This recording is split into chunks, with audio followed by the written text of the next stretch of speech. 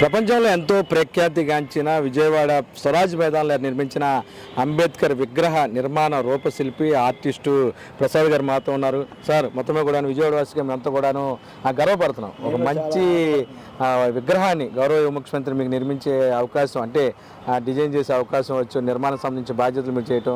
అంతకుముందు అల్లూరి సీతారామరాజు విగ్రహం కూడాను ప్రధానమంత్రి గారు ప్రారంభించిన విగ్రహాన్ని కూడా మీరు ప్రారంభించారు. అసలు ఎలా ఉంది మొత్తం? అసలు చూస్తుంటే మాకైతే రోమాలు నిక్కబుచ్చుకుంటున్నాయి.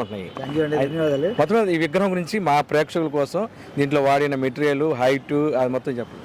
ముఖ్యంగా చెప్పుకోవాల్సింది ఏంటంటే, ఆంధ్రప్రదేశ్ గవర్నమెంట్ వారు టెండర్ పిలిస్తే కేపీసీ ప్రాజెక్ట్స్ అనిల్ గారికి కాంట్రాక్ట్ దక్కడం జరిగింది. ఆ కాంట్రాక్ట్ని ఇండియాలో బెస్ట్ శిల్పి మాథురామ్ ఆర్ట్స్ నరేష్ గారికి రావడం జరిగిందండి. ఆయన ఎన్నో పెద్ద పెద్ద విగ్రహాలు చేయటంలో ఆరితేరిన వ్యక్తి. ఈ అవకాశం కూడా ఈ టెండర్లో ఆయన సమయభారం వల్ల ఇన్ టైంలో నాకు చేయడం కష్టమవుతుంది కాబట్టి ఆయన నాకు బూట్ల దగ్గర నుంచి మన బెల్ట్ వరకు చేసే అవకాశాన్ని కల్పించారు. ఆ అవకాశం కల్పించినందుకు ముందుగా మాథురామ్ ఆర్ట్స్ నరేష్ గారికి ధన్యవాదాలు తెలియజేసుకుంటున్నాను. అలాగే నా పేరు రికమెండ్ చేసి కేసీపీ ప్రాజెక్ట్స్ లిమిటెడ్ అనిల్ గారికి కూడా ధన్యవాదాలు తెలియజేసుకుంటున్నాను. మాకు ఇచ్చిన ఈ అవకాశాన్ని చక్కగా సద్వినియోగం చేసుకుని 4 నెలల్లో కంప్లీట్ చేసి తీసుకొచ్చి ఒక 70 feet వైట్ వరకు మేము చేయడం జరిగింది. ఈ అవకాశం నాకు రావడం చాలా అదృష్టంగా భావిస్తున్నాను. ఎంతో పుణ్యం. ఎప్పటి నుంచో నాకు కోరిక, ఎవరు చూసినా సీనియారిటీ లేదని చెప్పేసి ఆర్డర్ ఇవ్వట్లేదు. ఎవరో ఒకరు అవకాశం కల్పిస్తే కదా మన టాలెంట్.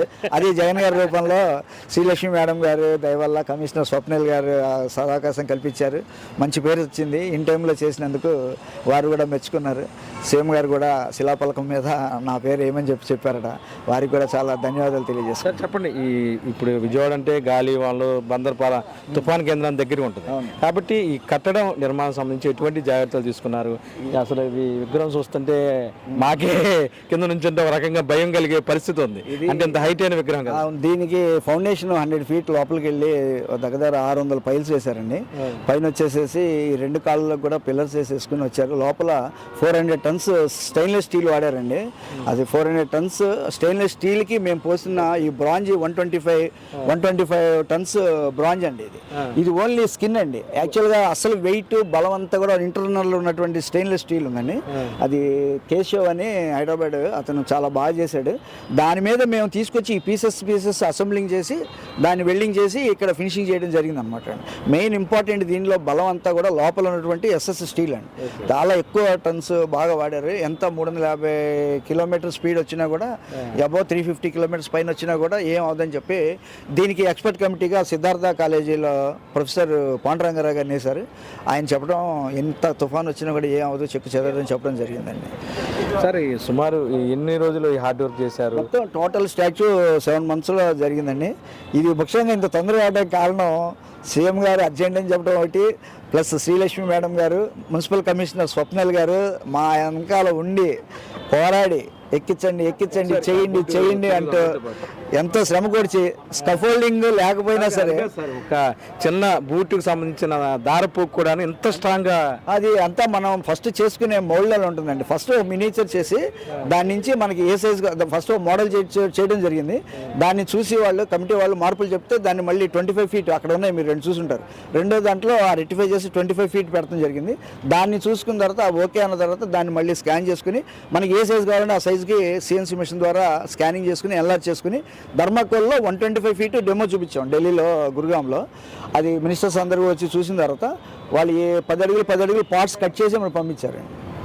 మొత్తానికి ఒక మంచి ప్రోగ్రాము, విగ్రహాన్ని విజయవాడలో మీరు ఏర్పాటు చేసినందుకు విజయవాడ వాసులుగా కంగ్రాట్స్. ఐటీఎం తరఫున మీకు ప్రత్యేకంగా ఏదైనా జగన్ గారు ఒక అవకాశం ఇచ్చారు. మీకు చాలా మంది సీనియర్ జూనియర్లు అన్నా సరే ముఖ్యమంత్రి గారు ప్రేక్షకులకు ఏం చెప్పదలుచుకున్నారు విజయవాడ ప్రజలు? మీరు చాలా అద్భుతమైన అది విజయవాడలో అసలు ఏం లేవండి. మనం చూడటానికి ఏముంది విజయవాడ అంటే అమ్మవారి గుడి తప్పించి ఇంకేమీ లేవు. అలాంటిది మంచి కాస్ట్లీ ఏరియాలో బ్రహ్మాండమైనటువంటి ఇది పెట్టారని టూరిజం ప్లేస్గా ఇది బాగా సక్సెస్ అవుతుందని అనుకుంటున్నాను. Thank you. మొత్తమే కూడాను ప్రసాద్ గారు ఆర్టిస్ట్గా చాలామంది జూనియర్ల సీనియర్లు అంత పెద్ద ఈవెంట్ చేస్తారా లేదని చెప్పిన నేపథ్యంలో ఆయన గౌరవ ముఖ్యమంత్రి గారు తనకు అవకాశం ఇచ్చారని చెప్పుకోవడానికి చాలా గర్వంగా చెప్తున్నారు ఆర్టిస్ట్ ప్రసాద్ గారు. ప్రత్యేకంగా ఐడ్రీమ్ కూడా ఆయన కృతజ్ఞతలు చెప్తారు. ఎక్స్క్లూజివ్గా ఐడ్రీమ్తో మాట్లాడాలి, ఈ ఛానల్ ద్వారా ప్రజలకి ఇక్కడున్న ఏదైతే నిర్మాణం సంబంధించి కూడా చెప్పాలని చెప్పి కూడా ఆయన చెప్పారంటే నిజంగా మనకు కూడాను ఒక రకంగా సంతోషాన్ని కలిగించింది. వీడియో జర్నలిస్టు భానుతో కలిసి ఐ డ్రీమ్ కోసం అబ్దుల్ అలీం, విజయవాడ స్వరాజ్ మెహతా.